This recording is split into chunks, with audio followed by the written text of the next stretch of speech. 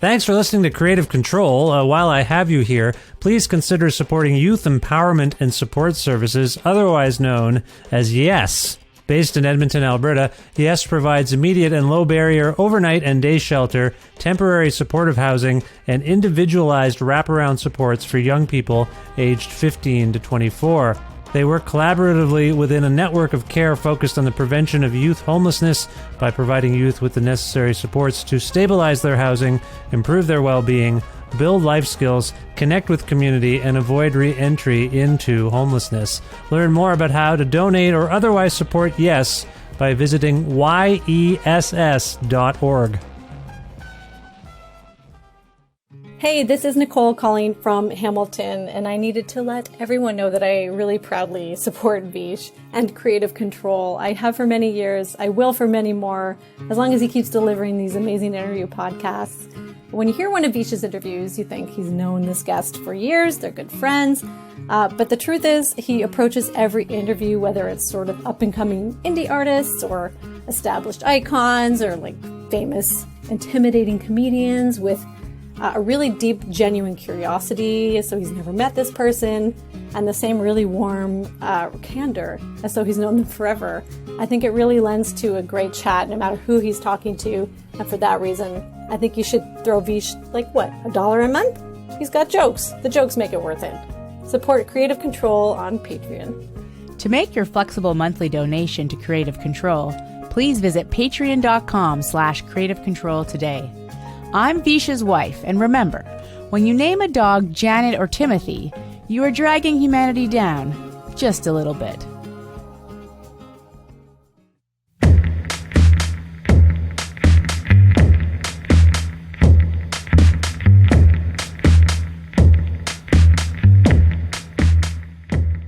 Leanne Betasamosake Simpson is an inspiring and prolific Machisa-Gikanishinabek author, scholar, writer, advocate, and musician based in Peterborough, Ontario. A member of the Alderville First Nation, Simpson's album Theory of Ice was released by You've Changed Records in March 2021 and was one of 10 Canadian albums shortlisted for the Polaris Music Prize. Simpson has also authored 7 critically acclaimed and essential books, including the nonfiction A Short History of the Blockade and the novel Nopaming, A Cure for White Ladies, both of which we discussed when she was last on this show. On June 14th, 2022, Knopf Canada published the national nonfiction bestseller Rehearsals for Living, a dialogue about parallels between Black and Indigenous lived experiences and perspectives, framed as intimate, insightful letters exchanged by Simpson and her dear friend, the award-winning writer Robin Maynard.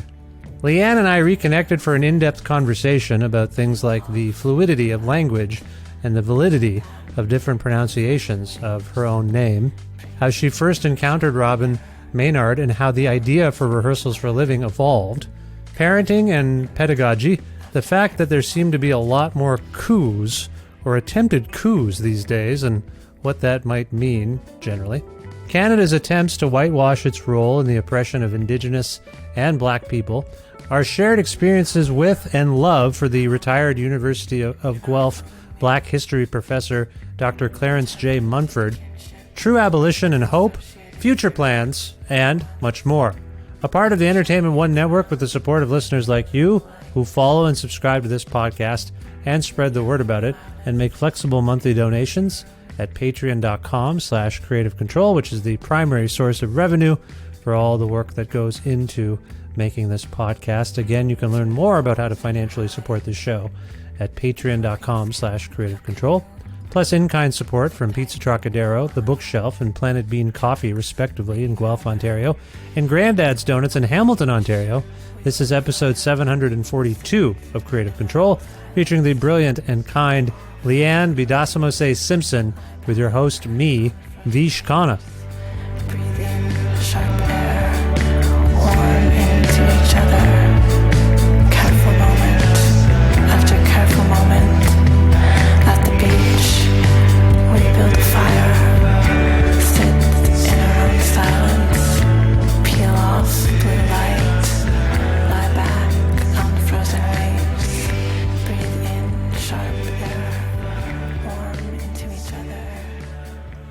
Hi, Leanne. How's it going? Hi, Vish. It's going well. How are you doing? I'm well, thank you. I'm very well. Where in the world are you today? I'm in Peterborough, Ontario today. Ah, very nice. This is your long-time home? How long have you been in Peterborough? This is my longtime home. I've been here since, I think, about 2000. So, Wow. yeah, over 20 years.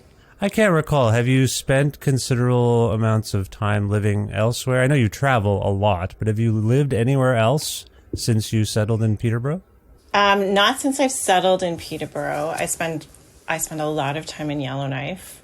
So that would be sort of the next place that I land quite a bit. But I moved quite a bit through my 20s. But since I've settled, I've been here. Nice. And what is the vibe in Peterborough for you today? I know you're a busy person. What's the? Oh, as we're speaking, I was just speaking to my father early this morning, and he suggested he's in Ontario, far away from you in a sense. He is in Cambridge, Ontario. He said there's a big ice storm or something. Is that right? That is the vibe of Ontario this morning. There's a big storm coming. It's like I'm looking on my phone. It's going to start snowing in the afternoon, and 20 centimeters for us. So, and that's a big area. It's going to be, so that's exciting. That's the vibe. First big snowstorm of the year, 2022. Is that right? We've had we have snow on the ground now, and we've had a couple of 10 centimeters, but I think this is probably, there's a lot of hype with this one. Yes, I've heard about it. A lot of build up. Even here in Edmonton, I've heard about it, but beyond talking to my father, I saw on the social media and where people saying they're batting down the hatches and all that sort of stuff. All right, well, are you able to hunker down? Are you able to stay in? Yeah, I've just got a lot of Zooms, so unfortunately the weather isn't, I'm not going to get a snow day. Yeah, that's the other weird part of this time since the pandemic, where we learned that some of us could do, those who are so privileged can do some of their work from their homes. But you don't get the sick days anymore, the snow days. People are bending that, well, I'm home anyway. I can probably do that little bit of work, even though I'm feeling a little run down. Have you done that? Have you encountered that in your work? People just working through things they would normally be like, yeah, no, I'm taking the day off. Yeah, there's certainly that pressure. I just remember, like, my best memories of being a kid is like listening to the radio at 7:45 and finding out that school was canceled for the day because it was a snow day. Yeah. Like the joy, and I feel badly for kids now, where it just means that they're online. Yeah, I like the virtual parts in some ways because you can get things done. We've proven that. But yes, there's no boundaries, if you will. And that's maybe on us. I try to have personal boundaries and say, no, I'm not doing this now. This is my time with my family or this or that. But it's, anyway, it's hard. I'm just happy you're back on the show and we get to talk about this momentous book that you wrote with Robin Maynard. So we'll get into that in a moment. One quick bit of business. Since we've last spoken, I've encountered you doing where it came to my attention actually the most was when you were nominated for the Polaris Music Prize. By the way, belated congratulations on that nomination for what it's worth. Thank you. Yes, but I heard you actually identify yourself and pronounce your name in a way that I hadn't heard it pronounced before because as I mentioned, we've spoken many times. I've always asked you how to sort of pronounce your full name. Something has, in my view anyway, something had changed about the pronunciation. Am I wrong about this? Was I wrong this whole time? Can you explain what's going on in terms of how you're saying your full name these days? Yeah, so I don't think anyone has ever asked me this, and so I feel like I'm just going to tell the whole story. So Sure. when I was living in Winnipeg, I didn't have an Anishinaabe name, and I was working with an elder from Shoal Lake named Robin Green, who has now passed on. And he gave me this name in a sweat lodge, and he had a vision in the naming ceremony of a woman walking towards the earth from the moon. And that's culturally significant because the moon is something that takes care of women and children and two spirit folks. And so he wrote down the way that folks see it spelled on this yellow sticky note, which I still have, and he gave it to me. And it was sort of his phonetic pronunciation of the word. And so Betasamosake was how I was pronouncing it. And I am a horrible, horrible, horrible language speaker. I've taken lessons for years. I've had tutors. I'm not good at it. And then when I moved back home, I would be saying this name, and elders here were like, "What? Like, what is?" Like, they didn't understand. And so over the years, I sort of kept to that pronunciation. It's a different dialect where I live in the East, so we speak differently. We drop a lot of syllables. And then I'm a bad pronouncer of Anishinaabemowin. And I eventually just did a recording of Doug Williams, who's the elder that I worked with, who has also passed away. And he said it in our dialect, and it was Betasamosake. And so both are correct, and both are fine. And I think now, as I'm getting older, every time I look at the word, I think of that sticky note that Robin Green wrote on it. And every time I say Betasamosake, I think of sitting in the truck with Doug, with my iPhone, being like, I keep pronouncing this wrong. You got to teach me this. So there are two sort of really cherished memories that I have. And yeah, that's the story of my name. I appreciate this very much, and I thank you for it. I will tell you that selfishly and self-consciously, I was like, oh no, I've been saying it wrong, even though then I was like, wait a minute, but I always asked Leanne how to pronounce it, and that's what she told me, and then I heard this different pronunciation. You self-effacingly describe yourself as a terrible pronouncer, I suppose is the word, but you also hit upon something that I've come across a few times. There are different and distinctive dialectical pronunciations in a lot of languages, actually, but that's something we should consider, I think. I've had these conversations with people like the folks in the band, and see, I might say this incorrect, so to speak, but Ombegize, and they suggested, yeah, no, we don't even know. Like we're still learning. We have been put in this very horrible position where our language and our culture has been erased to such an extent that we're trying to learn it, and we're feeling self-conscious that we're stumbling, but at the same time being told by elders it's okay. These things are somewhat fluid. So in any case, so what I'm getting at is that's what you're hitting upon too. Like there can be multiple pronunciations for the same word, and that's what you're discovering as you delve into your culture?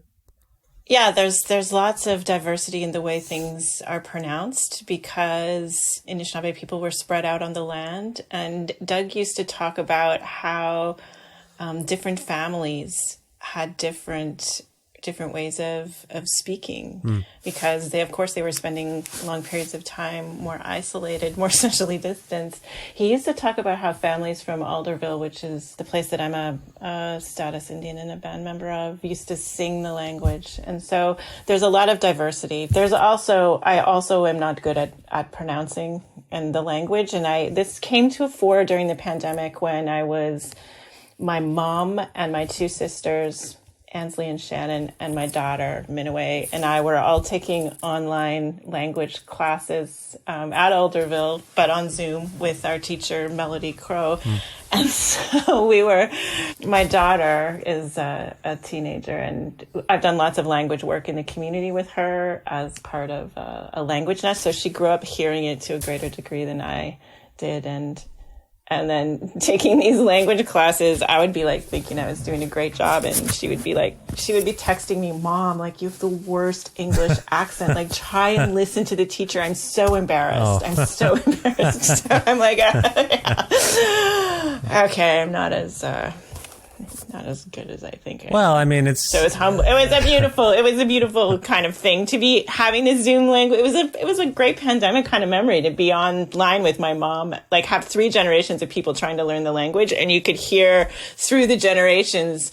Minuet actually sounds the best out of all of us. So that's a beautiful thing. There's a license to make mistakes in the process of learning things, wouldn't you say? I mean, isn't that something we should accept? Yeah, for sure. Yeah. For sure, especially with language learning when there's a lot of violence that families, elders have gone through in terms of residential schools and the Indian Act. And so I think that creating these kind of nurturing environments where it's fine to make mistakes and it's really, really important to try and do your best is really important as well. I wonder if that's at least a subtextual aspect of your pedagogical approach overall. Because I feel like if I generalize about the work you've done and been doing for all these years, and I encounter this in my day job all the time, where people, when you try to educate certain people about topics that are potentially sensitive to them or sensitive in general or that make them uncomfortable, their knee-jerk reaction can be to lash out at the person educating them, to lash out because I think they feel guilt.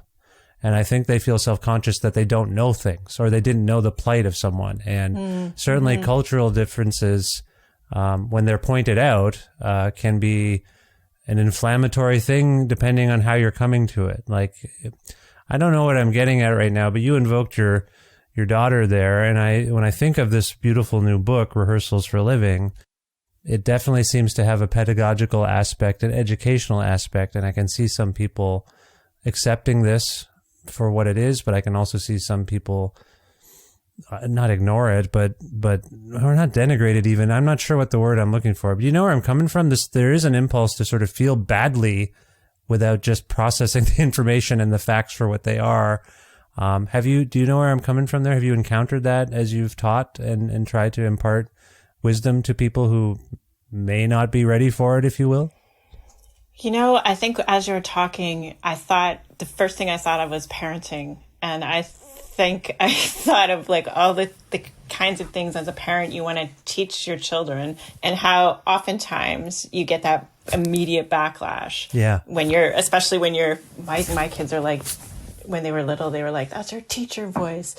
And so I think in thinking about parenting, I figured out kind of ways where you set up learning situations where they don't know they're learning, where there's just a lot of joy and there's a lot of laughter and they're discovering and they have kind of some self-determination, but they're still at the end of the day kind of coming to the thing that you wanted them to figure out, but they've explored it and they've made it their own. And that side of pedagogy, I think, made parenting a lot more fun for our family. Yeah. But also then I was like, you know what, when you set up situations and people kind of find the information on their own, that can be a powerful pedagogical kind of intervention. Yeah, absolutely. Yeah. I think there's just this thing floating in the air as people learn things that I think people want to feel like they're more informed than they are, and when they discover they're not. When someone says, well, no, the real history is this, or the real information is this, they have this knee-jerk reaction that their intelligence is being attacked. So anyway, I feel like that's floating around in the air quite a bit particularly in this pandemic era, which has been very fractured and overly politicized and all the buzzwords I can think of right now. But when I see the anger, I feel like it's people who are they feel like they've been made to feel ignorant, but I also think they're afraid of the things they don't know. Does that make sense? I'm thinking just about myself here, and I'm thinking there's sometimes like issues come up in the world. Like example from this week is Peru, and there's all these protests going on in Peru, and I'm like, I feel like I've let this slide. Like I need to spend some time and sort through what's happening here. And so I feel like if you care about what's going on in the world, I think you kind of have to every day get up and engage in this sort of education process particularly if you're coming from kind of an anti-colonial perspective, or a perspective that you might not get in the mainstream media. And so I learned that. I think that there's a part in Rehearsals for Living where Robin talks about getting up every morning and kind of re-educating yourself. And that's, I think, such a powerful practice, because when I'm constantly doing that and I encounter folks that have, gone through the Canadian school system, have degrees from universities, and don't know the first thing about whose territory they're living in, or anything about my people. And I find that a lot of times that group of folks is encountering my work not through books, but through music. I know also what that feels like. And I also know what that feels like to, as a practice, kind of commit to working through that and always making my world bigger instead of smaller. One of the interesting aspects of this particular time is that people have become so outspoken that they're leaning on revolution. I mean, depending on your political stripe and how you feel about how certain things have been implemented, there's a lot of like coups in the air, regime change beyond the democratic way of going about things, elections and whatnot. That seems to be more in the air these days. And I'm not suggesting, well, there's revolution in this book of yours too. Do you have like I say, I think this is happening whether you lean right or left, depending on who's in power. There's just this feeling that whatever has been going on isn't working. It needs to change.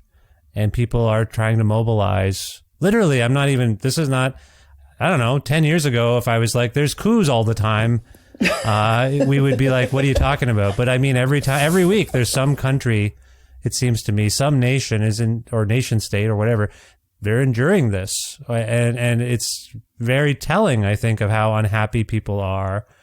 Anyway, yeah. And like I say, I think that's a thread in this book, like in your new book, things need to change in a very, what some would call radical way. Does that resonate with you? Like this feeling that everything needs to change and be different is really hitting home. I don't know if this is a pandemic era realization or what. What do you think? Well, I think that there's been this intensification of fascism. On the weekend in Peterborough, there was a demonstration of 400 people, the same group of people that were sort of protesting the mandates and that were involved in the trucker convoy. Yeah. The Fuck Trudeau sort of people gathered. And that was like I hadn't thought of the truckers convoy for a while, right? We're coming up on to sort of the year anniversary. So I think there's been this tremendous sort of lots of fascism in the US and in Canada and in Europe, kind of resurgence of that. There's also been, I think during the pandemic, as a result of the murder of George Floyd and hundreds of years of organizing, this kind of summer of black revolt that we talk about in the book. I think if we look more globally, while there's sort of this intensification of fascism in Europe and North America, there's also all these kinds of leftist governments and happening in the global South. And then I think we've got, this labor. I've been thinking a lot about the labor movement I was just in New York City, the new school was on strike, the University of California system was on strike, the railway workers in the US were on strike. We kind of we had a teachers strike in Ontario. So I think there's a lot of unrest and there's coups are in the air. I don't know how else to put it. It's also projection. The fascists calling the non-fascists fascists, like just distorting everything. Anyway, it's just a very complicated time. And I think there are some solutions floating around in this book. And I think we should get to it. And I want to ask you, first of all, if I haven't already, congratulations on this book, Rehearsals for Living. I hope you're very proud of it. Thank you. Yeah, it was a wonderful sort of letter writing project for Robin and I during the early days of the pandemic. Yeah. I want to get to the actual structure in a moment and potentially get you to sort of summarize it for those who haven't yet read it, so I don't do a clumsy job of doing it. I've alluded to it a few times now, but let's first of all get to your dynamic with Robin. How did you first encounter Robin via her work, or as I can tell now that you're quite close as friends, but how did you first encounter Robin Maynard? I first met Robin in Montreal on Jojiga and Kanekihaga territory in maybe 2017, and her book, Policing Black Lives, had just come out, and I was promoting a book called As We Have Always Done, and I was doing a launch in Montreal, and whoever was organizing the launch asked me who I kind of wanted to be in conversation with. And I immediately thought of Robin because the two books in our work at that time seemed to me to be very linked. And I would have written a different book had Policing Black Lives sort of come out a couple of years earlier. I would have brought the two books into conversation. So we met on stage in Montreal, and we had this, I remember, a beautiful, amazing conversation about kind of our two books. And I think that was sort of the beginnings. That was where the seeds were planted. And then as part of my work at the Decenta Center for Research and Learning in Yellowknife Dene territory, outside of Yellowknife in the NWT, I was working with some of my colleagues there, and we were talking about having an on-the-land solidarity gathering with Black and Brown and Indigenous activists. And so we brought this group in March. And so it's still very hardcore winter, like Edmonton, in March. Yeah. It's not like Sugarbush time in Ontario.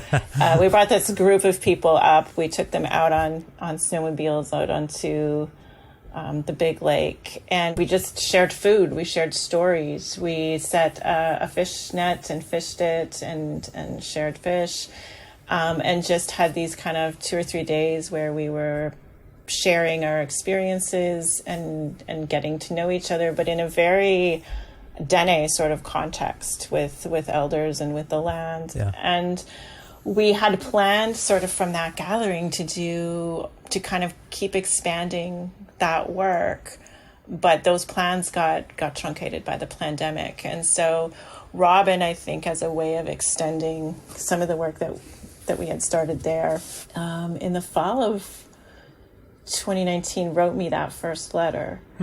And it's a tremendous letter. It's the kind of letter that you can kind of sit down with a coffee one morning and respond to. I had to read things. I had to think through things. Yeah. And so it took me a while to be able to write that second letter back. And by the time I wrote the second letter back, we were into the first stay-at-home order. Yeah. So I suddenly had tons of time on my hands. And at that point, this wasn't a book. This was just us trying to think through some of the issues that we were encountering between Black and Indigenous people in Canada at that time. And we didn't have any intention of making this book. It was just this kind of became kind of a pandemic project of writing back and forth and learning from each other, just kind of for ourselves. I appreciate that. It's somewhat, it doesn't come across as happenstance. The letters seem very researched. To call them letters is an interesting distinction. I know they are, but that's fascinating itself. And I want to get to the structure and how this all came about in a moment. But you said something there about Policing Black Lives that stuck out for me, that if you had read that before you'd written your book would have been different. Robin was on the show to talk about that book, and I read that book, and it also impacted me. But what was it exactly about Robin's book that altered you so much? It's referenced many times in this book. You each reference each other's works and how they've impacted each of you. But can you speak to that? What was it about Robin's book in particular that altered you? Is that the wrong word? I feel like it did. It altered you. Is that fair? Yeah, I think that's fair. Yeah. I think in Canada, we don't learn in school about the transatlantic slave trade. We don't learn about the afterlives of slavery. We don't learn about anti-Blackness as sort of a foundational force in the formation of the country. And so it's quite the opposite, actually. We're viewed as this. Canada is viewed as was viewed as a safe haven, whereas it's quite the opposite for people fleeing America, slaves fleeing America. Right? We've heard about the Underground Railroad. And that makes us come across as a country superior. But as you mentioned, and I didn't mean to cut you off, the historical record tells us something far different. Is that fair? Yeah, that's fair. The historical record tells us something like quite different, and the Black community tells us something quite different. Yeah. And so there's this, you're right, Canada has this belief that it's exceptional and that it wasn't a participant in this. And the only time we hear about Canada in relation to the transatlantic slave trade is around the Underground Railway. So I think what policing Black lives in this kind of rigorous and meticulous way is it destroys that Canadian exceptionalism with this like volcano of evidence that's speaking otherwise. And it's all in kind of this one place in this one book. And that's very powerful. And so I think a lot of my work up until Policing Black Lives had been very focused on Anishinaabe things, very focused on Indigenous things, because I think that's where I was, that's where my community was. I needed to spend kind of 20 years learning how to think through these things from an Anishinaabe perspective. And then while I was doing that and figuring out that, like deep relationality and relationships are really important in Anishinaabe thought. Land is really important in Anishinaabe thought. But then when you start to think of ecosystems, when you start to think of water, when you start to think of relationships, you can't just kind of stay in your own little corner of the world for very long, because you recognize everything is related and there's a whole system. And so my work sort of, and you can start to see that shift, I think, in, as we have always done, I'm starting to look into a more international orientation. And I think that that's what Policing Black Lives did. Yeah. For me, it was like, this country is founded on 2 genocides, and they're linked and they're different and the experiences are different. But I'm interested in how those things are linked. And I think that's what Robin and I, that's at least one of the things I was exploring in rehearsals for a living. I think some of us have a sense memory of when we discovered something we believed is actually bullshit. I gather from what you're saying in terms of how Policing Black Lives resonated with you, there's a chance it was a parallel sensation, or a similar sensation, I should say, to perhaps when you discovered more about Canada's history with Indigenous people. I mean, on some level, on many levels, on a whole level, that must have been a very personal realization for you.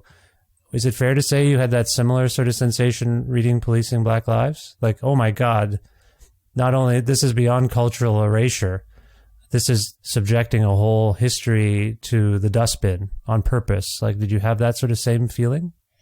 I think for me, in sort of becoming politically aware as an Indigenous person, that it happened sort of in increments over the course of kind of my life. And then eventually, I think when I got maybe to university and started to be able to read people like Lee Miracle, or Vine Deloria Jr., start to be able to have that critique.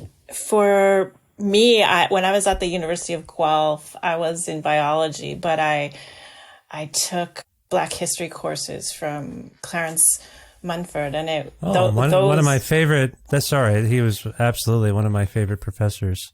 He was my favorite professor as well, and that was actually the first time I was like, holy shit, I don't know anything about anything. Well, the books you have in university, you retain as many of them. I can't speak for everyone. I've retained as many of them as I can, but some prove to feel more useful than others, if you will. And when you're a poor student, and there's an opportunity to resell them to others so they can use them, you do it. But I've kept every single one of the books that Professor Munford assigned us, like White Violence, Black Response, and Global Rift, and all these books that I don't know that I'll read them again necessarily. They're quite dense, but I felt like I needed to keep them. Sorry, a little aside there. I hadn't realized. That's so funny. Yeah. Because I've carted those books around Global Rift, White Violence, Black Response, and Black Reconstructionism by Du Bois. I've carted those around from Guelph to Sackville, New Brunswick, to Thunder Bay, to like Winnipeg, to Peterborough. Like those are the three books that are the most. Absolutely, I have every single one he assigned. I have I've done the same. I haven't had to cart them as far as you, but at least between Guelph and I guess Guelph, Cambridge, and Edmonton. Yes, they've moved with me. So I just want to say, it's interesting. We encounter these figures in our lives, and it may not seem consequential at the time in some ways. You know, for university students, you're signing up. So history classes were electives for me. I was in English. But I just took every single one. Yeah. He also had a pretty remarkable and generous grading system where you would do it. If you did he would do. I don't know if this was your experience, but he would give you a multiple choice exams and midterms and tests, and then you had the opportunity to increase your grade by writing a more fulsome essay around the subject matter. So you could get 85% on your exam, but if you wrote an essay, you would get, like in some cases, I don't know how he got away with this, but you could get 105%. Or something. Like it was really interesting, but he was just trying to encourage you to engage more for credit. And sorry, this is really an aside, but I like that we have this kinship with Professor Munford because I really valued that experience and the knowledge I had. To me, like what he taught. I guess the parallel is that was a revelation for me. All of his courses were like, holy shit. I did not know this. No one taught me this in high school. So sorry, that's where I was coming from. Yeah, no, I think that I feel like this was a really beautiful creative control moment because I feel like when I got up this morning, this is not what I thought I was going to be talking about, but yeah, for me as well. And I feel like that experience was also, that changed my life. And I think that it's taken me a while to go back and revisit everything that I learned from that guy. Yeah. But that's also something that is a precursor, I think, to a rehearsals for living. Yeah, absolutely. So you say you exchanged letters, and that is for some they'll be like, letters? That's so old timey. Were you physically writing each other letters, or were they emails? I don't mean to get too in the weeds with it, but I'm just curious because they're very. If you were to handwrite this stuff, I mean, it would be. I don't even know where I'm going with this, but it just seemed like it would be like a lot of work. What form did these letters take, literally? They were emails. They were emails for sure. Okay. And yeah, no, they were not old. They were not like. Can you imagine? Footnote 63. Okay, so you started an email correspondence with no sense of where it might go. I assume either of you might have thought, well, this could be fodder for something, but probably needs to be more formalized, or did it start to gradually feel like, no, this correspondence on its own, this kind of dialogue, because what it does, I'll tell you experientially reading it, is you realize this is what's missing. This kind of dialogue between groups who may not realize that they are experiencing some of the same things. When you talk about land usage, and there's a point in the book where I can't recall if it's you or Robin are just trying to draw parallels between the experience of Black people in North America and Indigenous people in Canada and in North America, I should say, and the parallels between reservations and segregation. I couldn't help but think of projects in America where people are segregated to the point where some nefarious leadership has said, we'll just put all of you here. You fend for yourselves here, and we will live separately from you. All I'm getting at is, was your hope that the form of letters, an exchange of ideas between people who may not realize they're leading very similar lives, will encourage others to have such dialogue and find connections with groups that they may not have thought they had connections with? Yeah, so Robin and I are just doing this kind of little geek project for ourselves and for our own learning. Yeah. And it's not on my radar at all that that anyone else would ever read these letters. And she goes out for a walk in the summer after we have about 5 or 6 with Dion Brand, and Dion's like, what are you doing? Like, what does your day look like? And Robin starts explaining these letters in this project, and Dion is like, I want to see that. And, Dion's like the best writer in the world. Yes. And so when she says she wants to see something, we're like, oh my God. Yeah, so sure, we'll share this project with her. And she was the one that was like, this is a book. And the work that these letters are doing is really, really important.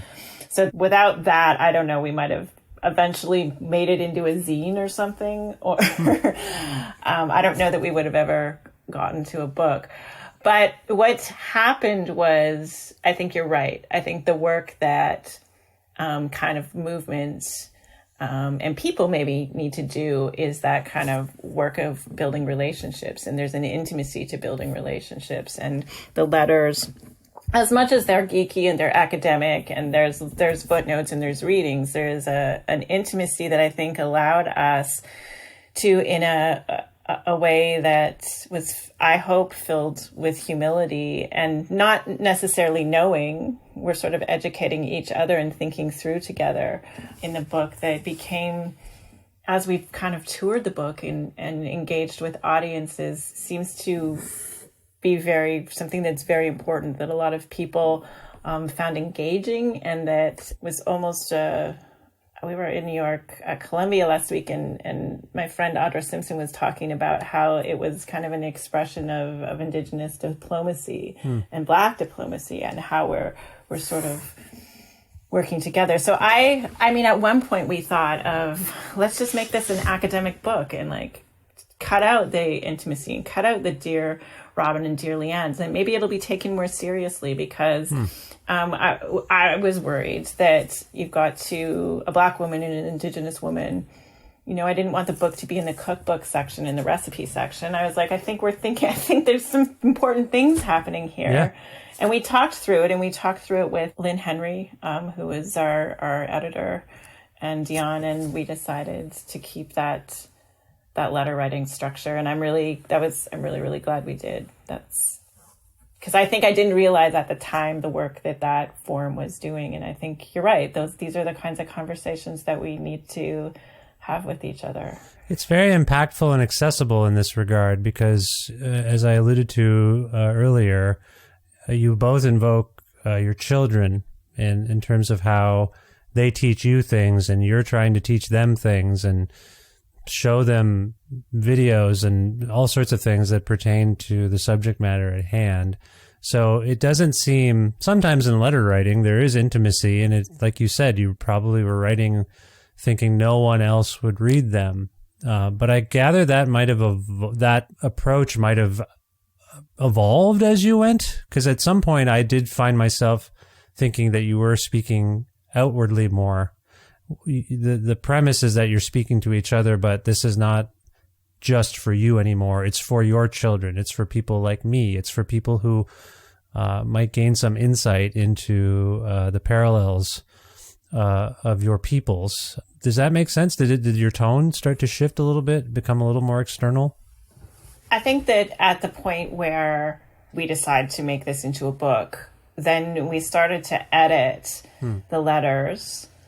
Because when you're just writing letters back and forth, you don't, after you send them, you don't edit them, right? No, like, of course not, you move on to the next letter. Yeah. And so one of the things I think that we were doing is going back and thinking about how different groups of people who are reading, how the reader was going to experience this. And so there is one part that I really remember around the Indian Act, where I know Robin knows about the Indian Act, but the editors were picking up on, what if you have a reader that doesn't know what Robin knows? Yes. Can you put more in there so that they have the same sort of context? So there was things like that that I think are ethically and responsible in terms of thinking about like an audience or kind of readers from different cultures and from different places encountering the work and what their experience is going to be.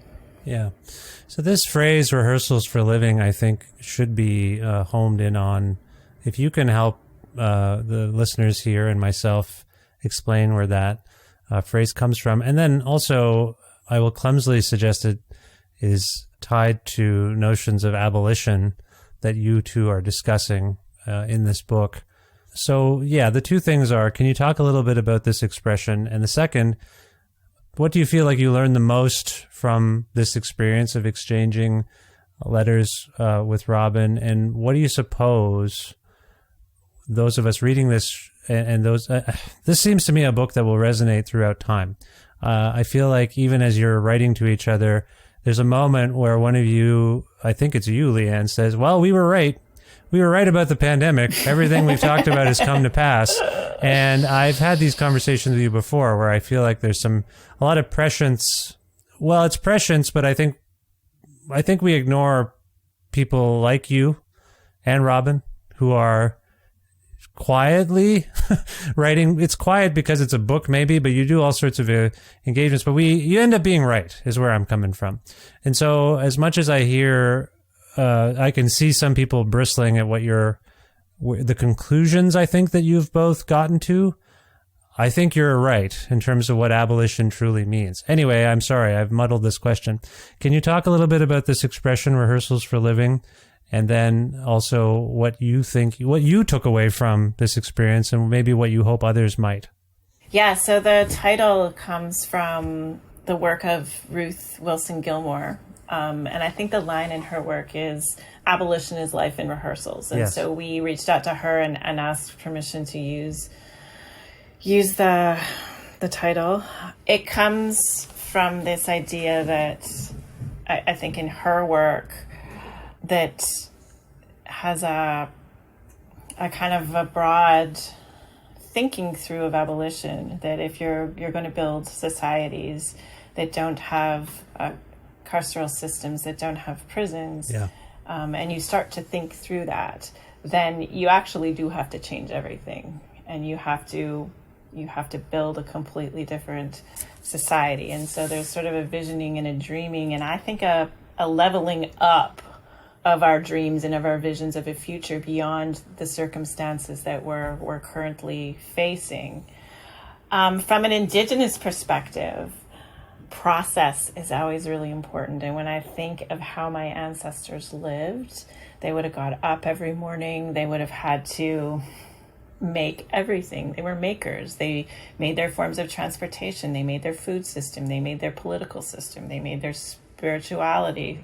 They made the language. They made their clothing, their housing. They made everything. They were constantly engaged in creative practices in order to build the world. They didn't rely on sort of institutions or things that are already set up.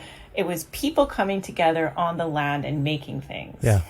And that, to me, is a really powerful way of living in the world. And I think artists and musicians and people involved in making culture are sort of enacting those practices to some degree in society. But I think they're a really important site of knowledge generation. So every time we come together on the land or at a protest or organizing, and we do something, we learn something, and we generate sort of the knowledge and the theory that we need to start to dream and build these other worlds. So this idea of rehearsal seemed really, I don't know, it really resonated with me. It also resonated with me as a musician because, when you make a record, the thing that I do the most is rehearse. And the thing that I love the most is actually rehearsals because the audience isn't there. You try different things, you figure things out. It's a generative sort of space where you're engaged in singing or saying or playing the same song over and over and over and over and over again. And for me, that kind of repetitive practice and even going on tour and doing the same show over and over and over and over and over again and learning how to struggle to stay in that present moment, even though it's something that you've done so many times, there's something that sort of feels like it's rewiring my brain. And that's something that I really missed because we didn't get to play Theory of Vice because it came out during the pandemic, to the degree that we got to play Flight, and playing those songs and getting to know them inside out is something that's generative to me as a creative practice. So I liked this. I really liked the idea of the rehearsal as a practice. And it seemed like a really fitting sort of title for the book because it had this coming from abolition and Ruthie Wilson Gilmore, but then also these kind of other meanings and resonance for me as well. Well, there's a very interesting section towards the end of the book where hope is invoked and what it means when you do the work you do, and interviewers like me try to ask you, well, what does this all mean? Where do you think we can go?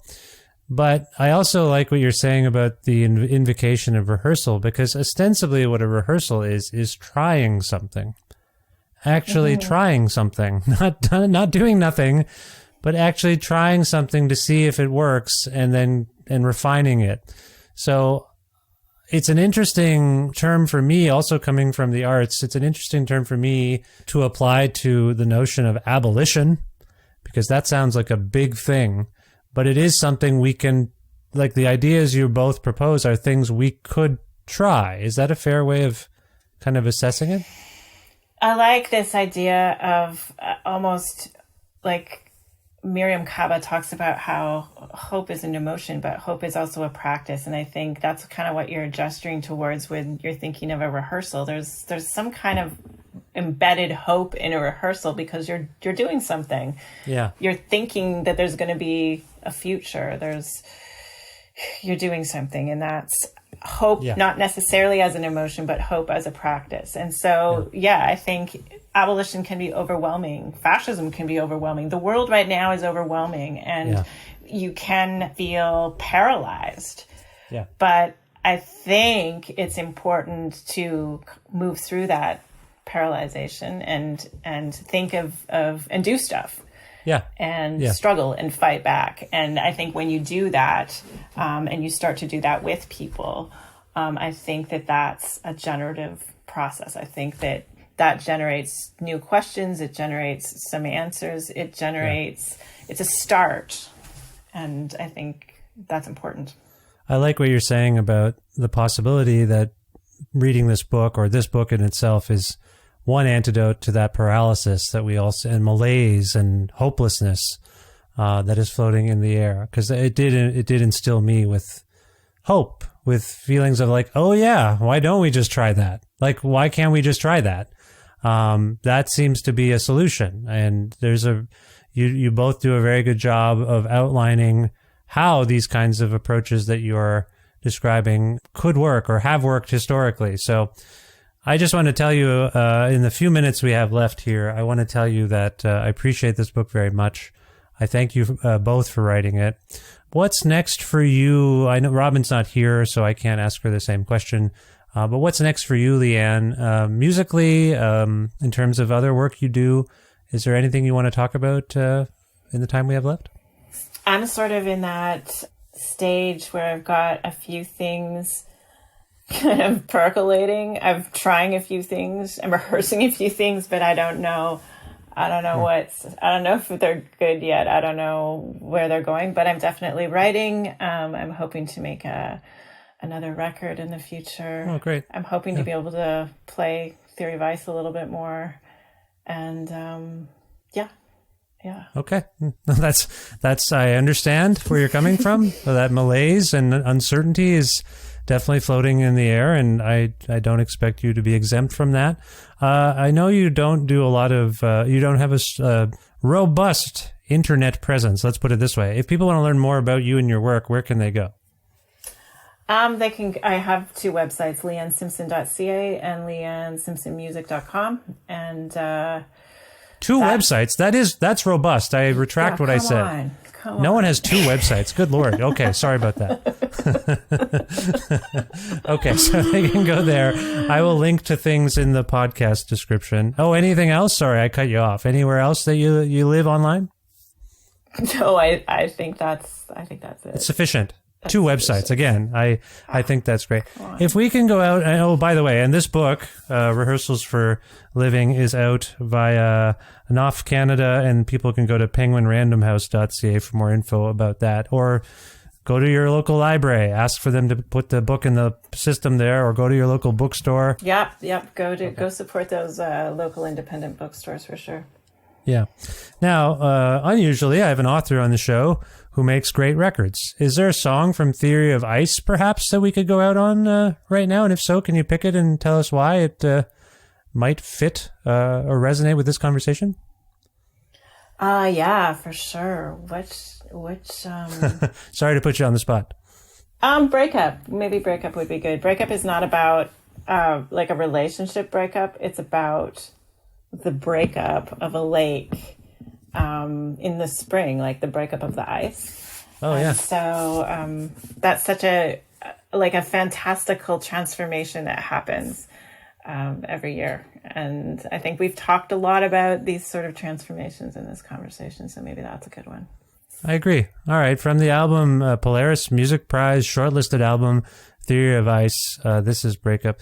Leanne, I always love speaking with you. I hope you enjoyed this conversation, and thank you for all your work, and best of luck in the future. I hope we talk again soon. Yeah, thank you for this conversation, and definitely we'll talk soon.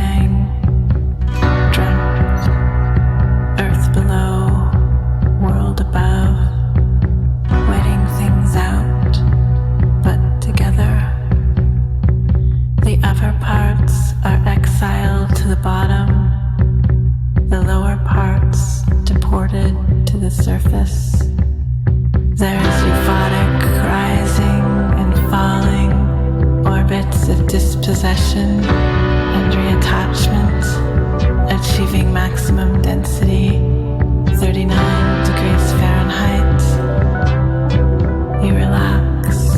surface, spread apart, cooler, holding warmer, regular, repeated, ordered, locked.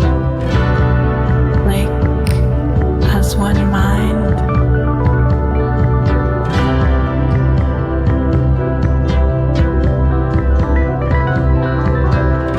They gather at the edge, thinking. They gather in the sky, rethinking. They swim towards light, thinking otherwise. They gather at the edge, thinking. They gather in the sky, rethinking. They swim towards light.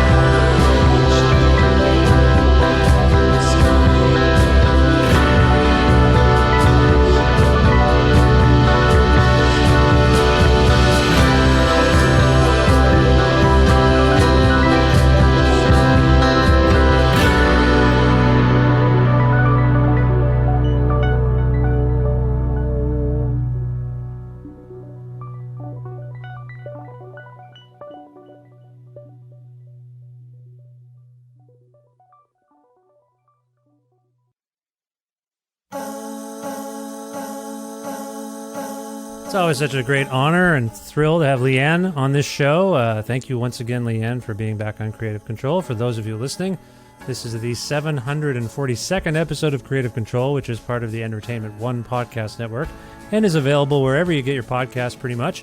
If you can't find an episode that you're looking for, or if you want to learn more about me and sign up for my monthly newsletter, please visit vishkhanna.com. You can also like Creative Control on Facebook or follow the show on Twitter. For now, at Vish Creative, or you can follow me directly on Twitter and on Instagram at Vishkhanna. Also, please visit patreon.com/Creative Control to make a flexible monthly donation to sustain this podcast. $6 American or more a month grants you access to some exclusive content. You get the episodes earlier than everyone else, some bonus time with some of my guests, and archival audio as well from my personal archives, interviews I've done that preceded this podcast, all sorts of things. And also, if you're interested in receiving a Creative Control t-shirt as a nice little token of my appreciation, just message me on Patreon and I'll get you one while supplies last. It doesn't have to be $6 American a month. It could be lower than that. It can be higher than that. And the beauty of it really is you can adjust it at any time. Higher, lower, whatever suits you. Again, learn more at patreon.com/Creative Control, and thanks in advance for your support. Speaking of thanks, I want to thank Pizza Trocadero, The Bookshelf, and Planet Bean Coffee in Guelph, Ontario, and Granddad's Donuts in Hamilton, Ontario for their in-kind support for this show. Thanks as always to my friend Jim Guthrie for letting me use some music of his on this show. You can learn more about Jim, jimguthrie.org.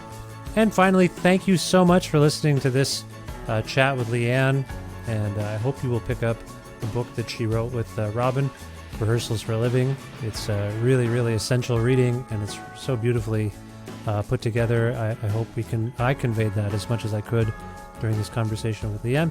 Thank you for subscribing to this podcast and following it, and for telling your friends about it and spreading the word. It means a lot. And that is it. I hope you're well, and I will talk to you very soon. Bye for now.